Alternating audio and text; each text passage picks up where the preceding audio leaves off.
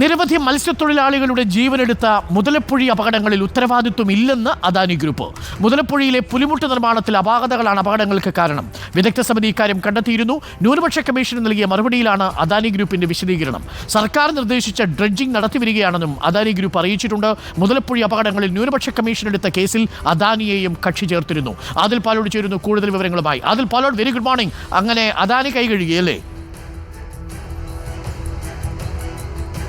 ഉറപ്പായും അദാനി കൈകഴുകുകയാണ്. എല്ലാ കുറ്റങ്ങളുടെയും ചുമതല അദാനിക്കാണ് എന്നതായിരുന്നു സർക്കാർ പലതവണ ആവർത്തിച്ചു പറഞ്ഞുകൊണ്ടിരുന്നത്. ഡ്രഡ്ജിംഗ് കൃത്യമായി നടത്താത്തത് കൊണ്ടാണ് അപകടങ്ങൾ ഉണ്ടാകുന്നത്, അപകട മരണങ്ങൾ സംഭവിക്കുന്നത് അതുമൂലമാണ് എന്നതായിരുന്നു സർക്കാരിൻ്റെ വാദം. പക്ഷേ അദാനി ഗ്രൂപ്പ് ഇപ്പോൾ ന്യൂനപക്ഷ കമ്മീഷൻ ഇതുമായി ബന്ധപ്പെട്ടൊരു സ്വമേധയാ ഒരു കേസ് എടുത്തിരുന്നു. അദാനിയെ കക്ഷി ചേർക്കുകയും ചെയ്തു. ഈ കേസുമായി ബന്ധപ്പെട്ട് നൽകിയ മറുപടിയിലാണ് അദാനി ഗ്രൂപ്പ് വിശദീകരിക്കുന്നത്. മുതലപ്പുഴയിൽ അപകടങ്ങളിലും പ്രശ്നങ്ങളിലും തങ്ങൾക്ക് യാതൊരു ഉത്തരവാദിത്വവുമില്ല.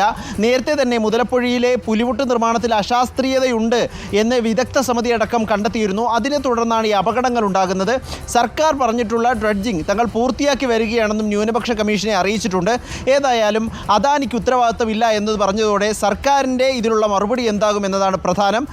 ഈ മുതലപ്പുഴയിലെ പ്രശ്നങ്ങൾ ഒരു അഴിയാക്കുരുക്കായി തുടരുക തന്നെയാണ്. അരുൺ, തീർച്ചയായിട്ടും അദാനിക്ക് കൈകഴുകാം, പക്ഷേ സർക്കാരിന് കൈകഴുകാൻ കഴിയില്ലല്ലോ. അവിടെ സാധാരണക്കാരായ തൊഴിലാളികൾക്കാണ്, മത്സ്യത്തൊഴിലാളികൾക്കാണ് ജീവൻ നഷ്ടപ്പെടുന്നത്. ഡ്രഡ്ജിംഗ് നടക്കുന്നുണ്ട് എന്നാണ് അദാനി പറയുന്നത്. പക്ഷേ സർക്കാരിൻ്റെ പക്ഷമനുസരിച്ച് അത് പോരാ എന്നാണ്. എന്തായാലും മുതലപ്പുഴയിലെ മനുഷ്യർക്ക്, മത്സ്യത്തൊഴിലാളികൾക്ക് നീതി കിട്ടണം എന്ന കാര്യത്തിൽ സംശയമില്ല.